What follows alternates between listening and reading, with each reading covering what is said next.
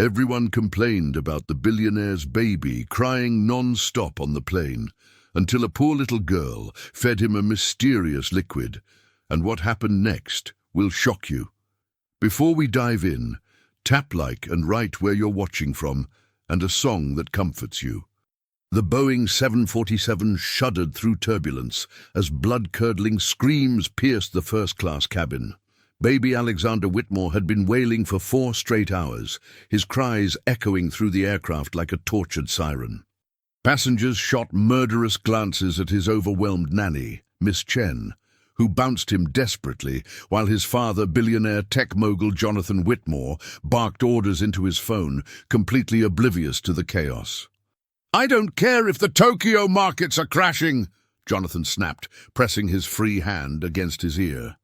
"Execute the merger now, or you're all fired." The baby's screams intensified to an almost inhuman pitch, and furious murmurs rippled through the cabin like wildfire. A red-faced businessman in seat 2A slammed his laptop shut so hard it cracked. "This is absolutely intolerable. Can't you control that demon child?" Miss Chen's eyes overflowed with exhausted tears. "I'm so sorry, sir. He won't eat, won't sleep, won't take his medicine. Nothing works anymore. It's like he's broken inside." Meanwhile, in the cramped economy section, 6-year-old Emma Rodriguez pressed her tear-stained face against the small window, watching clouds drift by like cotton candy in a world she could barely comprehend. Her worn backpack contained everything she owned now: a crumpled photograph that had changed everything, her mother's silver rosary, and a mysterious amber glass bottle filled with golden liquid that seemed to glow with its own inner light. Just yesterday, her world had shattered completely. "Mija," her mother Maria had whispered from the hospital bed, her voice barely audible through the oxygen mask. "Your papa, he's on this plane, Flight 447 to New York. You must find him before." Her mother's trembling hands had pressed the faded photograph into Emma's small fingers. A handsome young man with kind eyes standing beside her mother at a carnival, both laughing like they owned the world. "His name is Jonathan Whitmore. Tell him Maria's heart never forgot their summer." Now Emma sat frozen with terror and determination, staring through the gap between seats at the man from the photograph. He was older, his dark hair silver at the temples, lines of stress etched around those same gentle eyes, but there was no doubt. This was her father, the father who had no idea she existed. The baby's screams reached a fever pitch that made several passengers cover their ears in agony. Emma watched the chaos unfold, her small heart breaking for the crying infant. She knew that sound intimately, the desperate wail of someone who needed comfort but couldn't find it anywhere, just like she had needed comfort when Mama wouldn't wake up in that cold hospital room. Without conscious thought, Emma unbuckled her seatbelt and began walking toward first class, her tiny hand clutching the mysterious bottle Mama had given her with her dying breath. A flight attendant tried to intercept her, but Emma slipped past with the desperate agility only a determined child possesses. She approached the frazzled nanny and tugged gently on her sleeve with trembling fingers. "Excuse me, miss. Maybe the baby is thirsty for something special?" Miss Chen looked down at this small, serious girl with surprise and growing desperation. "Sweetheart, you shouldn't be here. Please go back to your seat before you get in trouble." But Emma was already reaching for the bottle, her small hands shaking. The golden liquid inside shimmered in the cabin lights, almost pulsing with warmth and ancient wisdom. "My mama gave me this before she went to heaven. She said it helps babies when their souls are crying, not just their bodies." The nanny hesitated, looking desperately between the screaming infant, who seemed beyond all earthly help, and this earnest little girl who spoke like an old soul trapped in a child's body. Jonathan finally ended his call, his face crimson with frustration and public embarrassment. His reputation, his image, his carefully controlled life, all crumbling because of one inconsolable baby. "What's happening here?" he demanded. Then his eyes fell on Emma, and the world suddenly stopped spinning. Time seemed suspended as recognition flickered across his features. Impossible hope, confusion, a dawning awareness that changed everything. The little girl looked exactly like Maria had at that age, with the same wild dark curls, the same determined brown eyes, the same stubborn tilt to her chin, when she was absolutely certain she was right. Emma held up the bottle with hands that shook like autumn leaves. "Please, sir, let me try to help your baby. My mama said sometimes miracles come in small bottles, but only if the person giving them has love in their heart." Jonathan Whitmore stared at this impossible child, his mind reeling like a man who'd been struck by lightning. It couldn't be real.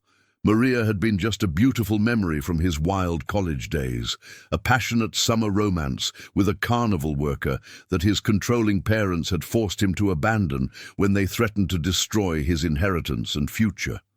27 years. 27 years since he'd seen that face, heard that name, felt that kind of pure, uncomplicated love. "What's your name, sweetheart?" he asked, his voice cracking like a teenager's despite his 53 years. "Emma Rodriguez," she replied, pulling out the crumpled photograph with reverent care. "My mama said you knew each other a long, long time ago, before I was born."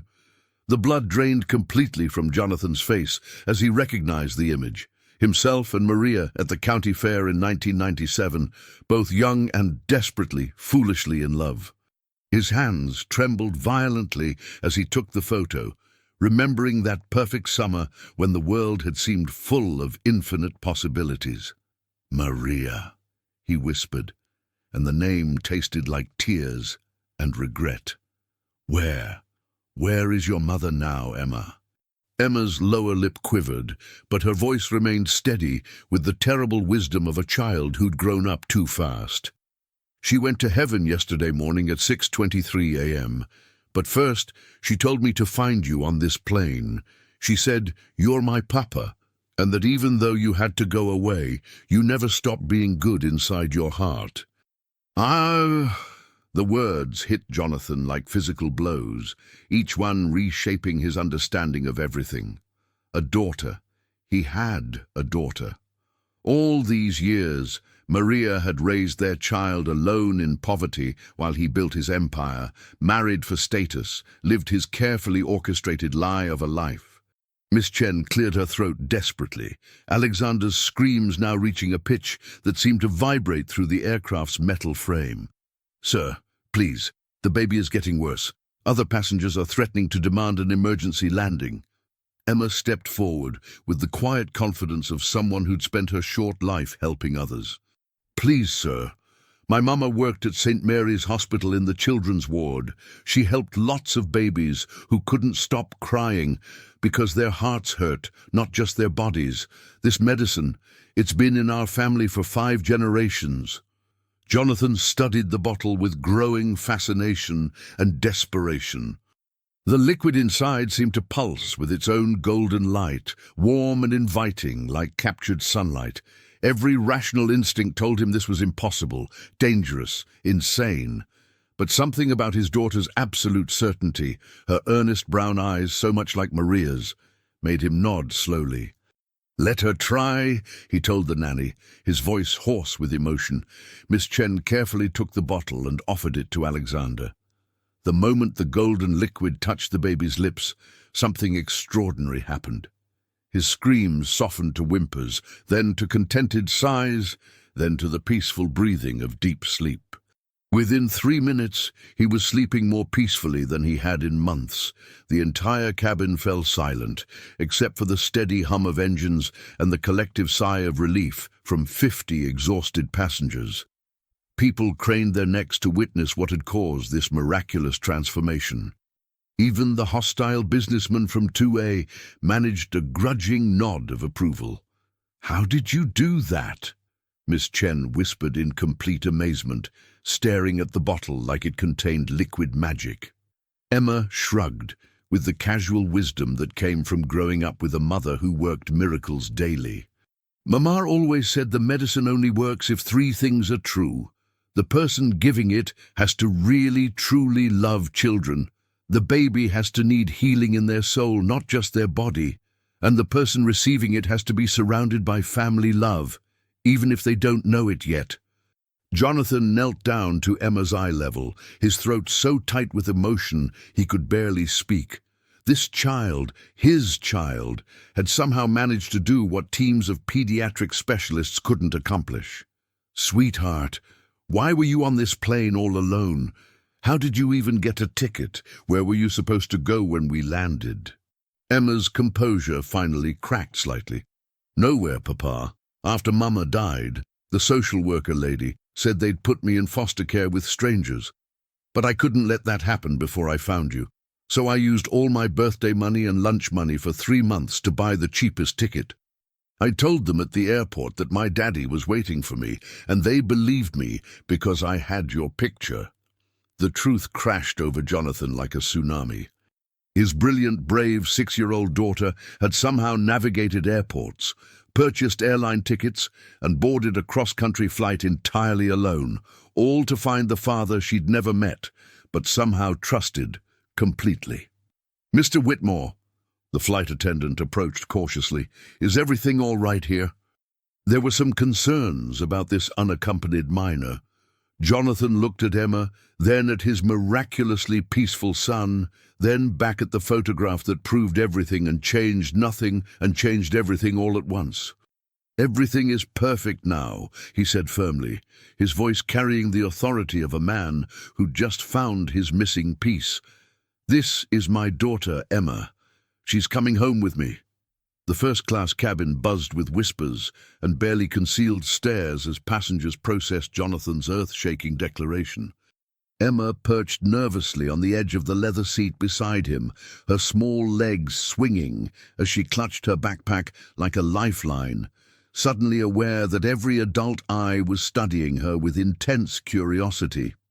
"Tell me about your mother," Jonathan said gently, though his voice carried the weight of 27 years of regret. "Tell me everything about Maria." Emma's entire face transformed with radiant love and memory. "Mama was the most wonderful nurse at St. Mary's Hospital. Everyone loved her because she could make people feel better just by listening to them and holding their hands. She worked really, really hard, sometimes staying at the hospital for 2 whole days when other nurses got sick. But she always made me pancakes shaped like flowers for breakfast and helped me practice reading every single night." Jonathan's chest constricted with suffocating guilt.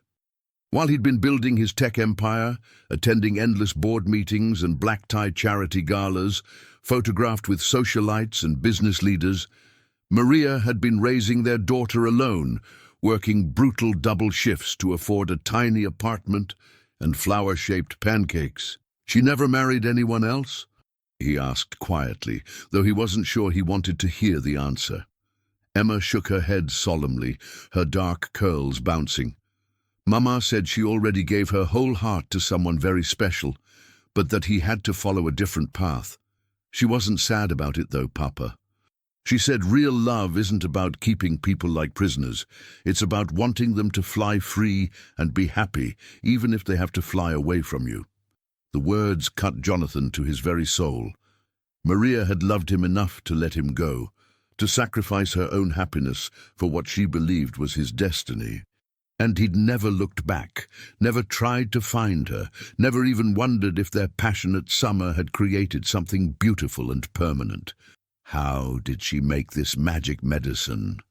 he asked, examining the golden bottle that had transformed his son from tormented to peaceful. Emma leaned closer and whispered conspiratorially, "It's our family's most precious secret recipe, Papa.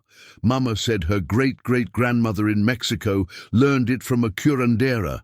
That's like a healing woman who talks to plants and herbs.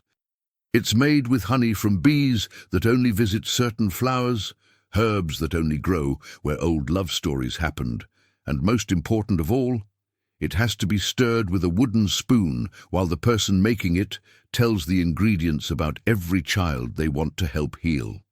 Miss Chen, still marveling at Alexander's continued peaceful sleep, leaned forward with professional fascination. "Emma, I've been caring for children for 20 years across 3 continents. I've never seen anything remotely like this. What kind of herbs specifically?" Emma bit her small lip thoughtfully, suddenly looking much older than her 6 years. "Mama made me promise to only share the complete secret with someone who passes 3 tests. They have to really, truly love children, even when the children are difficult. They have to understand that some kinds of healing take time and patience, and they have to promise to use the knowledge to help, never to hurt or make money." Jonathan realized his daughter possessed wisdom far beyond her chronological age. Growing up with a single mother who worked exhausting hospital shifts had forced Emma to become observant, self-reliant, and emotionally intelligent in ways most children never needed to develop. "Emma," he said carefully, his heart hammering against his ribs, "what exactly did your mother tell you about me? About why I wasn't there while you were growing up?" The little girl considered this with the gravity she brought to all serious matters. "She said sometimes grown-ups have to make really, really hard choices between following their hearts and following their responsibilities. She said, you probably didn't even know I existed, and that wasn't anybody's fault. It was just the way complicated adult life sometimes works out. But she also said that if I ever found you, I should tell you 3 important things." Jonathan leaned forward, hardly breathing. "What 3 things?" Emma counted on her small fingers. "First, that she never, ever stopped believing you were fundamentally a good man, even when other people said rich people must be mean. Second, that she was grateful for our beautiful summer together because it gave her me. And third," Emma's voice dropped to a whisper, "that she forgave you for everything you might think you needed to be forgiven for." Jonathan had to turn away to hide the tears streaming down his face. Even in death, Maria was still protecting him, still loving him with the generous heart that had first captured him all those years ago.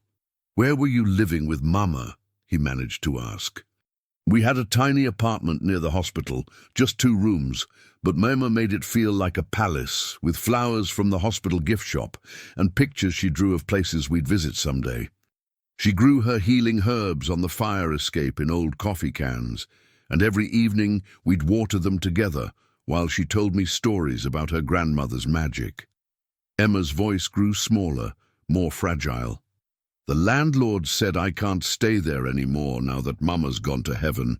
He put all our things in boxes. The flight attendant announced they'd begin their descent into New York in 20 minutes. Jonathan's mind raced with the enormous, terrifying changes rushing toward them. He had a massive corporation to manage, a bitter ex-wife who'd left him 6 months ago, citing his emotional unavailability, a special needs baby son, and now a grieving daughter who'd literally fallen from the sky into his carefully controlled world. "Emma," he said, taking her impossibly small hand in his much larger one, "would you like to come live with me and Alexander? Would you like to be part of our family?" Her dark eyes widened with hope and terror mixed together. "Really, Papa? You actually want me? Even though I'm just a poor little girl who doesn't know anything about rich people's lives?" Jonathan's heart shattered completely. "Emma, I've wanted you your entire life. I just didn't know you existed until today. And you're not just anything. You're the most precious gift I've ever received." As the massive airplane descended through thick clouds toward JFK Airport, Jonathan's phone exploded with urgent messages from assistants, lawyers, board members, and reporters. The vultures of his high-stakes world, all demanding his immediate attention. But for the first time in his entire adult life, business felt completely secondary to the small girl sleeping trustingly against his shoulder. Emma had drifted off shortly after their life-changing conversation, emotionally and physically exhausted by grief, cross-country travel, and the overwhelming reality of meeting her father. She looked so peaceful, so innocent, so completely vulnerable, that Jonathan felt the crushing weight of absolute responsibility settling on his chest like a boulder. This wasn't just about integrating a child into his household. This was about becoming the father Maria had somehow always believed he could be. Miss Chen approached quietly with Alexander, who remained blissfully calm for the first time in months. "Mr. Whitmore, I hope you don't mind my asking, but what exactly are you planning for living arrangements? Your Manhattan penthouse isn't remotely suitable for a grieving 6-year-old who needs stability and emotional security." Jonathan winced, recognizing the brutal truth in her observation. His penthouse was all glass and steel and sharp edges, designed for impressing business associates and hosting charity fundraisers. There were no child safety locks, no cozy corners for bedtime stories, no warm spaces that felt like home to a little girl who just lost everything that mattered to her. "We'll figure something out," he said, though uncertainty gnawed at him like acid. "Maybe convert the guest suite, hire some decorators." "Nah, sir," Miss Chen interrupted with gentle firmness. "With all due respect, Emma isn't a business problem to be solved with money and staff. She's a traumatized child who needs to feel permanent and wanted and loved. After losing her mother, the absolute last thing she needs is to feel like a temporary inconvenience in your perfectly organized life." Jonathan knew she was absolutely right, but panic crept up his spine like ice water. He could negotiate billion-dollar mergers, revolutionize entire industries, command respect from world leaders and competitors alike, but the thought of properly parenting a grieving 6-year-old terrified him more than any hostile corporate takeover ever had. Emma stirred sleepily in his arms, blinking up at him with those enormous brown eyes that were so heartbreakingly like Maria's. "Are we almost there, Papa?" The word "Papa" hit him like lightning every single time she said it. No hesitation, no awkwardness, no gradual adjustment period, just complete, immediate, absolute trust that he would catch her if she fell. "Almost home, sweetheart. Emma, I need to ask you something very important, and I need you to answer honestly. I live in a completely different world from what you're used to with Mama. Very tall buildings, lots of people working for me, different food, different rules, different everything. Are you absolutely sure you want to try living with me?" Emma sat up straighter, her face serious with the premature wisdom of a child who'd been forced to grow up too fast. "Papa, Mama always said families don't have to look exactly the same on the outside to love exactly the same on the inside. She said love grows bigger when you share it with more people, not smaller, like pieces of pie." Jonathan marveled at Maria's profound wisdom, continuing to guide them through their daughter's innocent observations. Even from beyond death, she was still teaching him how to be a better man. "There's something else you need to know," he said carefully, his heart hammering. "Alexander isn't your only brother. I have other children from previous marriages, children who might need time to adjust to having a little sister they never knew existed." Emma's face lit up with excitement rather than anxiety. "Really? How many brothers and sisters do I have? Are they nice? Will they like me? Can I help take care of them too?" Jonathan's throat constricted painfully. His other children, Rebecca, 22, and Bitter, currently backpacking through Europe and barely speaking to him after his divorce from her mother. Marcus, 16 and resentful, more interested in video games than family relationships, still angry about his parents' recent separation. Both had grown up with every material privilege money could buy, yet somehow remained emotionally distant and chronically disappointed in him. Their complicated relationships, he admitted reluctantly. They might need considerable time to adjust to having a little sister. My track record as a father hasn't been stellar. "That's okay, Papa," Emma said with the pragmatic optimism that seemed to be her natural temperament. "I waited my whole life to meet you, and that turned out perfect. I can wait a little longer for them to discover they want to love me too." The plane touched down with a gentle bump, and passengers began gathering their belongings. Emma carefully repacked her precious bottle, wrapping it protectively in her mother's rosary beads. "Emma," Jonathan said urgently as they prepared to disembark into his complicated world, "that healing medicine, do you actually know how to make it yourself?" She nodded solemnly, her expression suddenly much older than her years.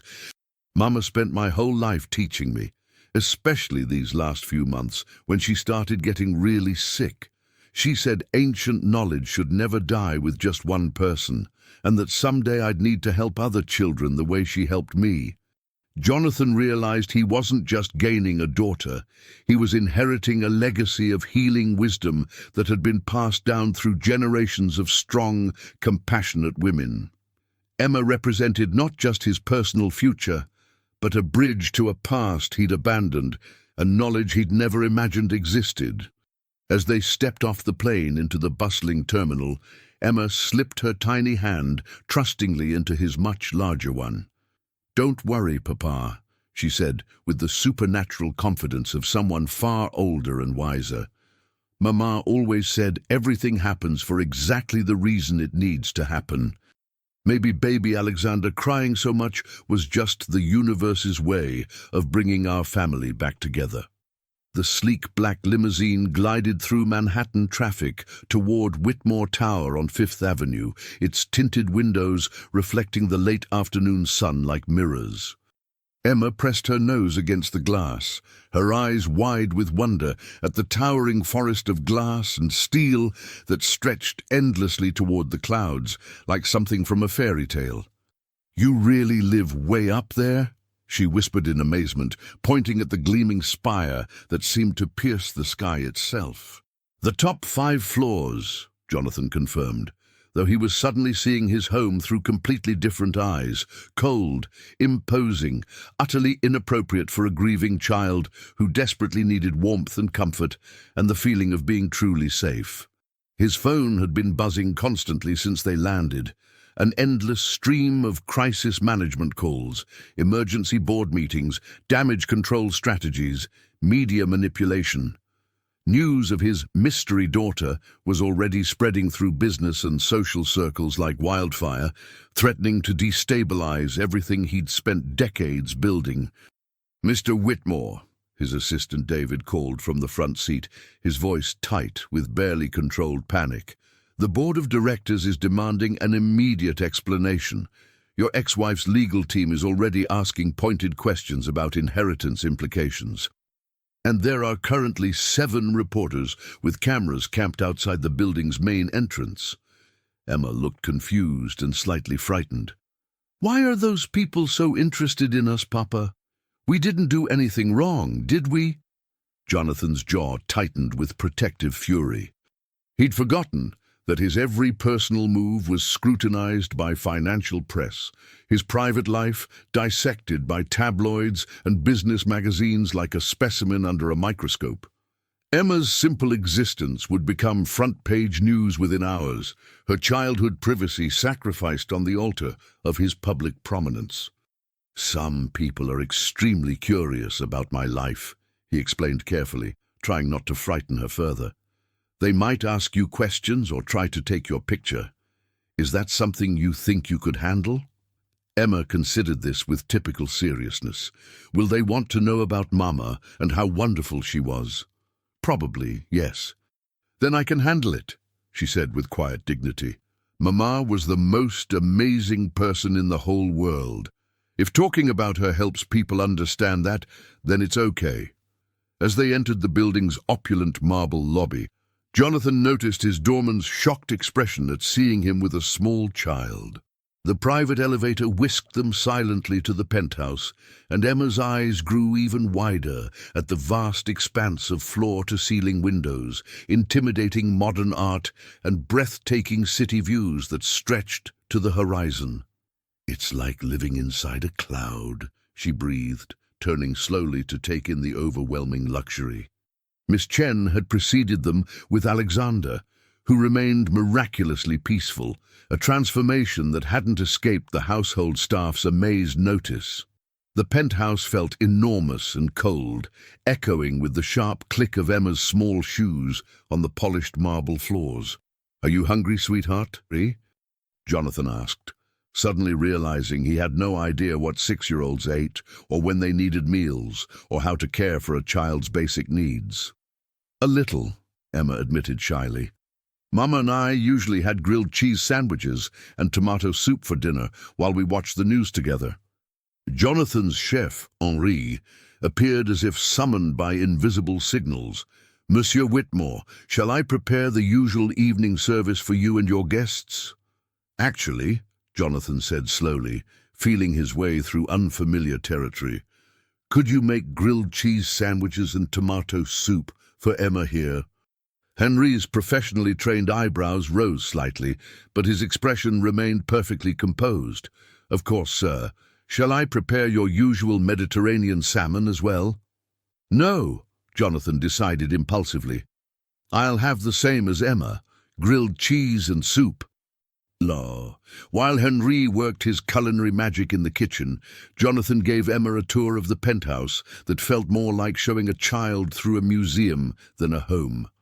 Her quiet, thoughtful observations revealed more about his lifestyle choices than years of self-reflection ever had. "Don't you get lonely in such a big, quiet place?" she asked, peering into his vast master bedroom suite that was larger than her entire former apartment. "Sometimes," he admitted, struck by her perceptiveness. "Where's Alexander's mama? Why isn't she here to take care of him?" Jonathan's chest tightened with familiar pain. "She left us 6 months ago. We weren't able to make each other happy anymore." Emma nodded, with the wisdom of someone who'd observed many broken relationships during her mother's hospital work. "Mama said sometimes people love each other, but forget how to show it in ways that feel good. She said that's why people get angry and sad instead of talking about their scared feelings." Once again, Maria's profound insights delivered through Emma's innocent voice cut straight to the heart of Jonathan's personal failures. His marriage to Cynthia had crumbled precisely because he'd never learned emotional availability, never shared his inner world, never prioritized relationship over professional achievement. They sat at the imposing dining table, designed for hosting 12 business associates, but feeling surprisingly intimate with just the two of them, sharing simple grilled cheese sandwiches and tomato soup. Emma ate carefully and politely, using her napkin properly, displaying the careful manners Maria had somehow managed to teach her despite their financial struggles. "Emma," Jonathan said carefully, "tomorrow we'll need to take care of some very important adult business. Legal paperwork, school enrollment, getting you some clothes and belongings that are truly yours." "I have clothes, Papa," Emma said quickly, instinctively clutching her worn backpack. "I know you do, sweetheart.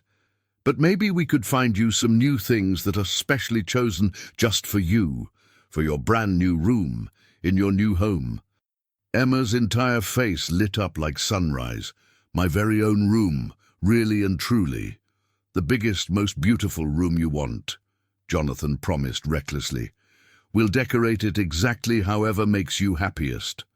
As they finished their simple dinner, Emma yawned widely, the day's emotional earthquake finally catching up with her small body. "Papa," she said sleepily, "can I ask you something important?" "Anything at all." "Are you sad that Mama never told you about me before now?" Jonathan carefully set down his spoon, considering how to answer this loaded question honestly, without burdening her with his complicated adult emotions. "I'm heartbroken that I missed watching you grow up," he said finally. "I'm devastated that your wonderful mother had to work so incredibly hard all alone. But Emma, I'm not sad she kept you safe and loved until the exact right moment when you could find me." Emma smiled with satisfaction, apparently content with his answer. "Mama said you would understand everything perfectly. She said you were always smart about the most important things, even when you forgot how to show it." As Jonathan tucked her into the guest room bed, temporary until they could create a proper child sanctuary, Emma pulled out her mother's rosary and the precious golden bottle. "Papa, will you help me learn to be like Mama, to help other people feel better when they're hurting?" Jonathan kissed her forehead gently, tasting the salt from tears he hadn't realized were falling. "We'll learn together, sweetheart. We'll learn everything together." 5 days after Emma had literally fallen from the sky into his life, Jonathan's carefully controlled world had transformed beyond recognition. News vans lined Fifth Avenue like military vehicles. Financial reporters speculated wildly about corporate succession implications, and his board of directors demanded emergency meetings about what they euphemistically called the situation. Emma seemed remarkably unaffected by the media circus swirling around them. She spent her mornings helping Miss Chen care for Alexander, who continued thriving under her gentle, intuitive influence, and her afternoons exploring the penthouse with the wide-eyed wonder of someone discovering an alien civilization. "Mr. Whitmore," his lead attorney David Sterling said during an emergency conference call, his voice tight with barely controlled panic, "we need to address legal guardianship immediately. Without proper documentation establishing paternal rights, you could face serious challenges from Child Protective Services, not to mention devastating inheritance complications that could affect your entire corporate structure." Jonathan watched Emma through his office window as she sat cross-legged on the living room floor, patiently teaching Alexander to stack colored blocks while humming the same Mexican lullaby Maria used to sing, a melody that pierced his heart with memory and regret. "She's my daughter," Jonathan stated with absolute finality. "We'll complete whatever legal procedures are necessary, but that fundamental fact is not negotiable. Sir, with all due respect, there's no birth certificate listing you as the father, no previously established relationship, no legal precedent. The mother is deceased and cannot provide testimony. This could become extraordinarily complicated, extraordinarily quickly, especially with your public profile." Jonathan's jaw clenched like steel. In the 5 days since Emma had appeared in his life, she'd brought more genuine joy and sense of purpose than decades of business conquests.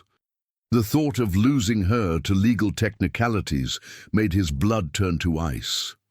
"There are additional concerns," Sterling continued relentlessly. "Your ex-wife Cynthia's legal team is already raising pointed questions about how this affects Alexander's inheritance rights. Your older children haven't been officially informed about their half-sister. And frankly, sir, the constant media attention is significantly affecting your stock prices." "I don't give a damn about stock prices," Jonathan snapped, surprising himself with the vehemence of his response. Through the glass wall, he watched Emma carefully guide Alexander's tiny hands as he attempted to place a blue block on top of a red one. When the baby succeeded, Emma clapped her hands with such pure, unselfish delight that Alexander giggled with joy, the first genuine laughter Jonathan had ever heard from his son. "There's one more issue," Sterling said uncomfortably. "We've been contacted by officials from St. Mary's Hospital, where Emma's mother worked. They're asking serious questions about the child's welfare, wondering whether alternative placement might be more appropriate for her psychological development." Jonathan's blood turned to Arctic ice. "What exactly do you mean by alternative placement?" "Foster care, sir, or adoption by a family with more traditional parenting experience. People are questioning whether a single father with overwhelming business responsibilities can provide adequate emotional support for a traumatized 6-year-old who's just lost her mother." The words hit Jonathan like physical blows to his chest. Were they right? Was his desperate desire to keep Emma purely selfish? Was he already failing her by trying to force her into his complicated, high-pressure, emotionally sterile world?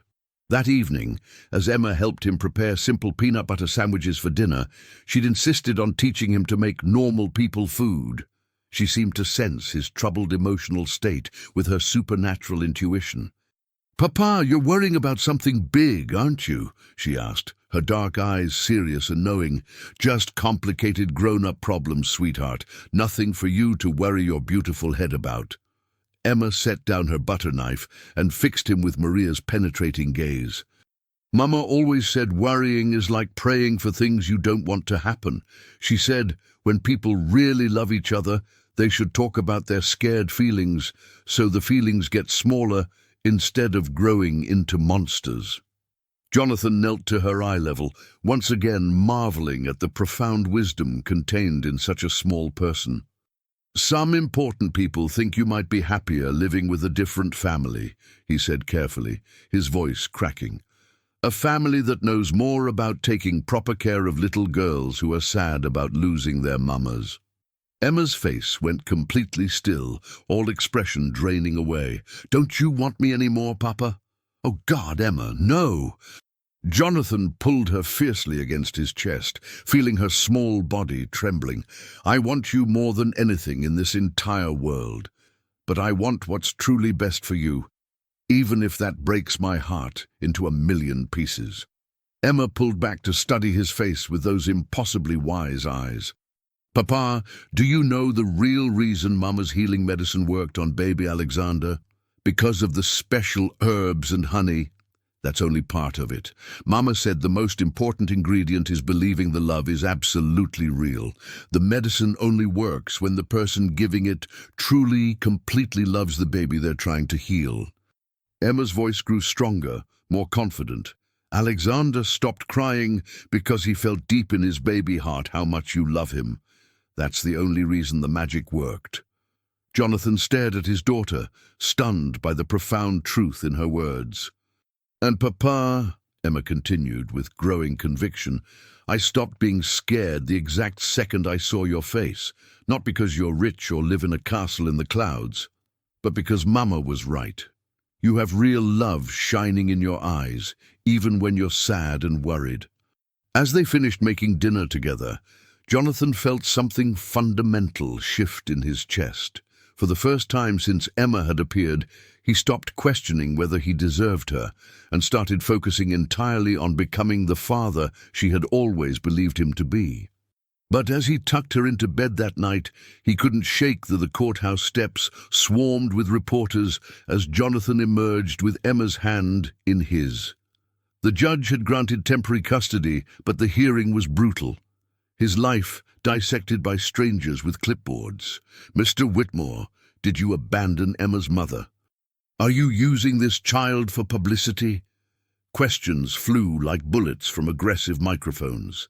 Emma pressed against his side, overwhelmed by flashing cameras. 1 week ago, she'd been grieving quietly.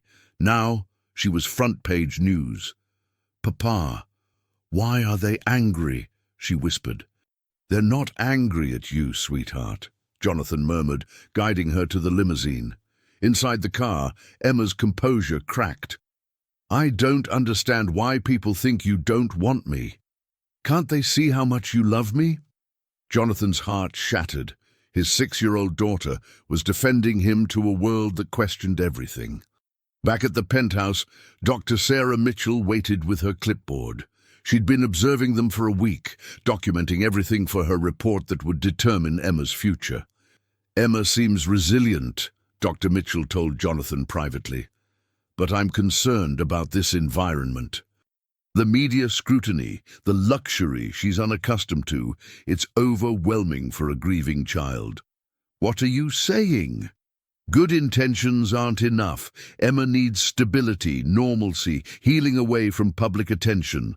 Your lifestyle might not provide what she needs." That evening, working on a puzzle, Emma seemed thoughtful. "Papa, Dr. Mitchell asked if I missed my old life with Mama." Jonathan's hands stilled. "What did you tell her?" "I said I miss Mama every day, but missing someone doesn't mean you can't love someone new. Love grows bigger when you share it." She looked up with earnest eyes. "But why do grown-ups keep asking if you're good enough to be my daddy?" His phone rang. Marcus, calling from boarding school. "Dad, I saw the news. Is it true? Do I have a sister?"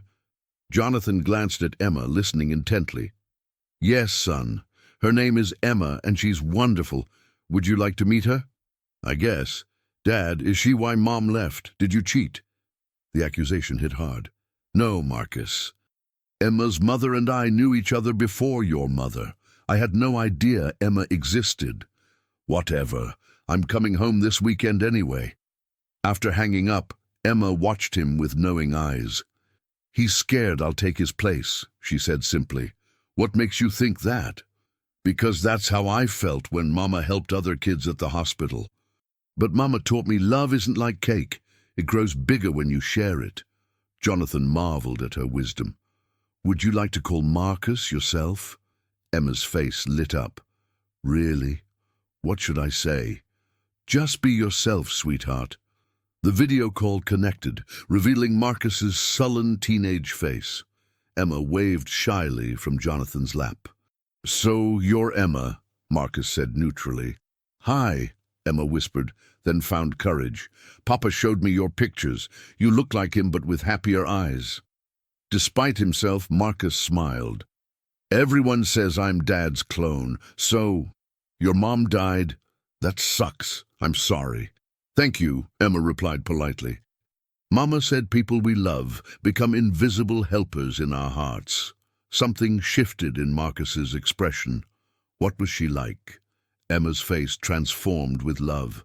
Mama was the best nurse at St. Mary's Hospital. She could make anyone feel better just by listening. She worked really hard, but always made me flour pancakes and helped with homework. Marcus was quiet, thinking about his own mother's absence. Emma, can I ask something personal? Are you mad Dad wasn't there growing up? Because he wasn't around much for me either. Emma considered seriously. I'm not mad, because Mama explained that grown-ups sometimes have to make hard choices. She said Papa probably didn't know I existed, and that wasn't anyone's fault. Don't you think it's weird he's acting like Super Dad now? Maybe Papa isn't trying harder with me. Maybe losing Mama reminded him how to show love that was always there. Marcus stared. You're smart for a little kid. Mama said being smart is about watching hearts, not just listening to words. Emma leaned forward. Maybe you could teach me about being a big kid. I never had a brother. Marcus's cool cracked. You want me to be your big brother for real? More than anything. Could you teach me video games when you visit? I might come home this weekend to meet you properly. Really? Could we make flour pancakes together? Yeah, Marcus said softly. I'd like that.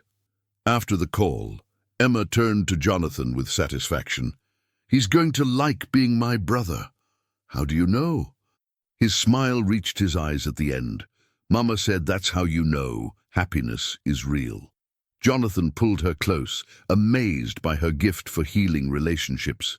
But reviewing Dr. Mitchell's preliminary report that night, he saw she recommended alternative placement.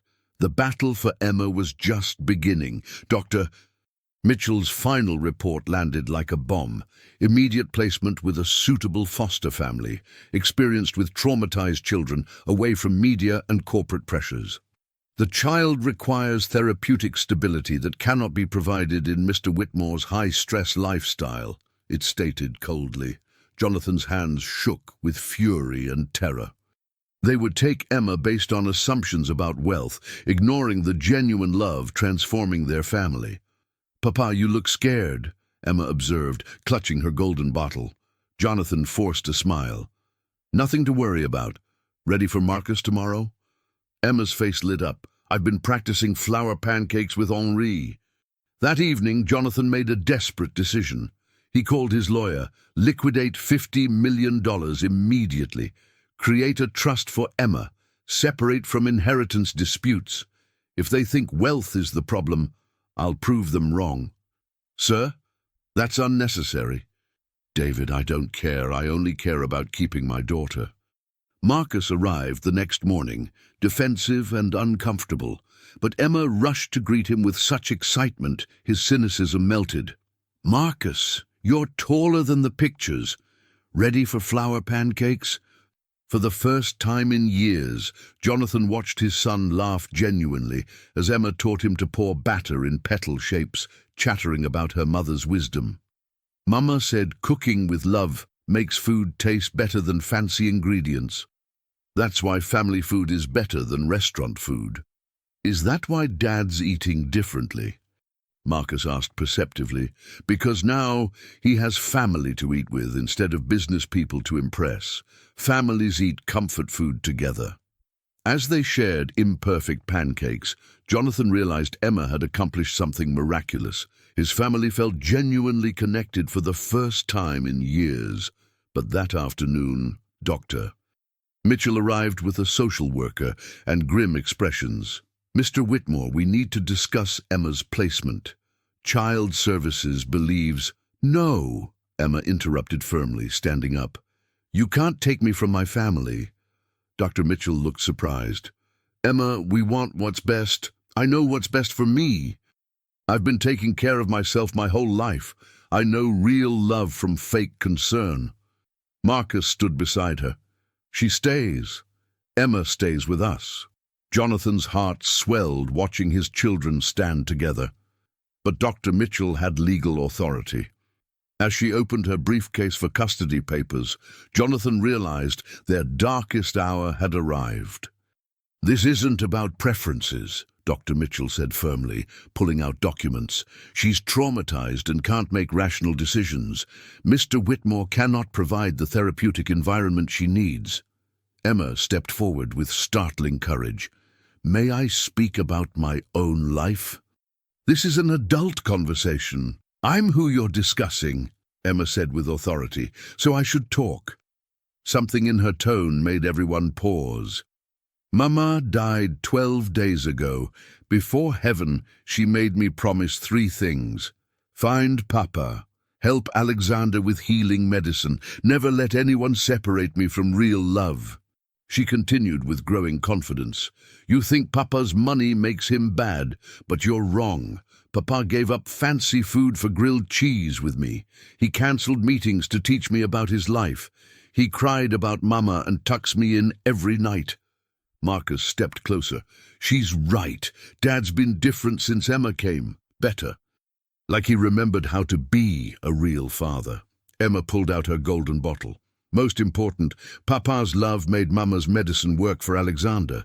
It only works with true love for children. 12 doctors couldn't help Alexander, but Papa's real daddy love healed him immediately. Dr. Mitchell looked skeptical. That's a story. It's truth, Jonathan interrupted emotionally. She saved my son, brought my family together, taught me what love means. The social worker spoke up. Perhaps we should observe more carefully before final recommendations. The decision is made. Wait, Marcus said, pulling out his phone. Emma, show them the videos. What videos? I've been recording our family moments for Rebecca. He played video of Emma teaching Alexander to clap while singing lullabies, with Jonathan laughing genuinely in the background. And this... Marcus showed them assembling a dollhouse together, both covered in dust and grinning. My favorite, he played their pancake session, where all 3 laughed uncontrollably. Dr. Mitchell watched with growing uncertainty. These interactions contradicted her assessment completely. This looks like genuine family happiness, the social worker observed, not performance. Emma walked to Dr. Mitchell and took her hand. I know you help children without good families. Mama would like you for caring, but I have a good family.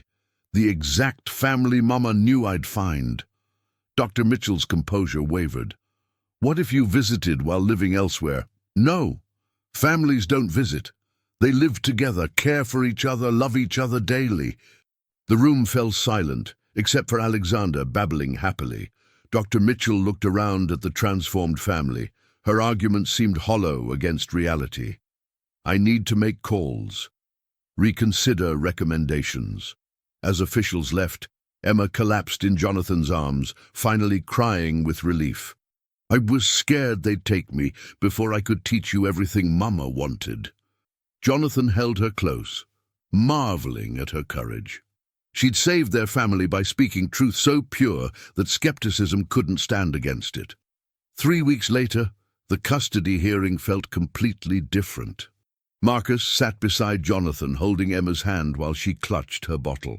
Alexander gurgled happily in Miss Chen's arms. Dr. Mitchell took the stand with an unreadable expression.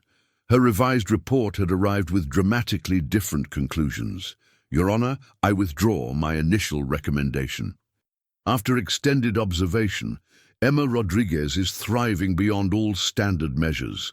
Jonathan's heart hammered as she continued.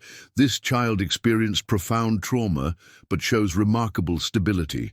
Her presence has created positive changes in the entire family dynamic. The judge leaned forward, elaborate on these changes. Emma facilitated healing between Mr. Whitmore and his older children that were damaged by years of distance. She provided therapeutic benefits to an infant that medical professionals couldn't address. She inspired her father to restructure priorities around family rather than career. Emma squeezed Marcus's hand as Dr. Mitchell continued.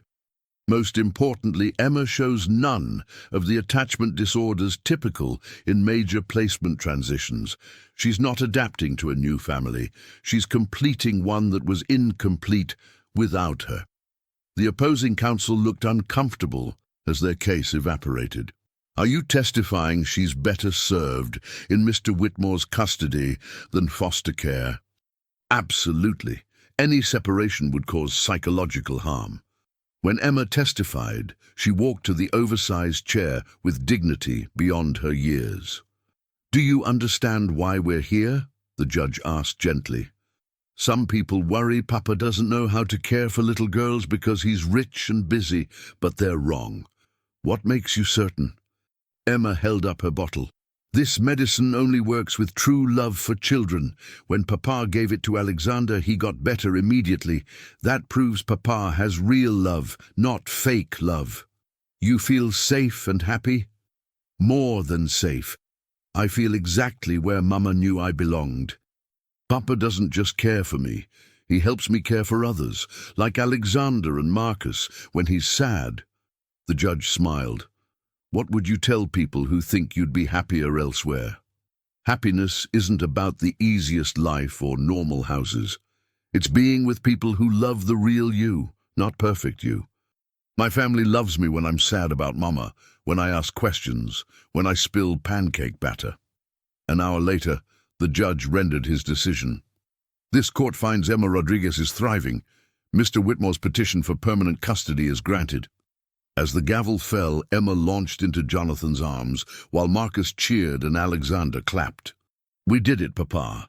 We're a real family now. We always were. Now it's official. Leaving the courthouse together, Jonathan realized their story was beginning, not ending. The reporters were still there, but he didn't care. Let the world see what Emma always knew. They belonged together. 1 year later, the penthouse was unrecognizable. Emma's artwork covered the fridge. Marcus's trophies shared space with Alexander's toys, and the dining room had become a playroom filled with laughter. Jonathan watched Emma teach Alexander to walk in their rooftop garden. His 18-month-old son giggled with pure joy, the soundtrack of their transformed lives. Dad? Marcus appeared, now 17. Rebecca's plane landed. She's coming up. Jonathan's heart clenched nervously. His oldest daughter had spent a year in Europe, processing the divorce and changes from afar. This was her first meeting with Emma. How will she react? Marcus grinned. Emma could charm a statue. Rebecca doesn't stand a chance. The elevator opened, revealing Rebecca, 23, sophisticated, clearly skeptical about the transformation she'd heard about. She stared at the colorful chaos that replaced her father's sterile showcase. What happened here? Emma appeared from the kitchen, flower in her curls, apron tied around her waist. She approached with fearless confidence. You must be Rebecca. I'm Emma, your sister. I made airplane cookies because Papa said you flew everywhere. Rebecca stared at this earnest child, radiating genuine warmth. You made cookies for me? Henri helped with the oven, but I did the decorating. Want to see them?" Before Rebecca could protest, Emma had taken her hand, leading her to the kitchen and chattering about decorating techniques while asking about European adventures. Jonathan followed, watching his daughters bond over cookies and stories. Within an hour, Rebecca sat cross-legged on the floor, braiding Emma's hair while listening to stories about Mama's wisdom and Papa's pancake progress. "She's remarkable," Rebecca told Jonathan privately, while Emma played with Alexander. "I expected some spoiled princess, but she's genuine, wise. How did you get so lucky?" "I didn't get lucky. I got blessed. She saved us all, taught us how to be real family." That evening, gathered around the kitchen table sharing Emma's homemade pizza, Jonathan realized their transformation was complete. Rebecca laughed at Marcus's school stories. Emma taught Alexander to clap to music. The penthouse echoed with genuine family chaos. "Papa," Emma said suddenly, standing with seriousness, "I want to tell everyone something important." The table quieted. "Today makes exactly 1 year since I found you on that airplane. Mama said anniversaries are for remembering how far you've traveled." She pulled out a wrapped package. Inside was a hand-painted frame containing Marcus's photo from their first pancake breakfast, all flower-covered and laughing, imperfect and beautiful. "Mama taught me families aren't born perfect. They become perfect by choosing love every day, even when it's hard." Around the frame, in Emma's careful writing, the Whitmore family found each other through love, stayed together through choice. As they passed the precious frame around, Jonathan felt profound peace. He'd built empires and accumulated wealth, but none compared to this. His children's laughter, belonging to something bigger than himself, love multiplied rather than divided. Emma had been right from the beginning.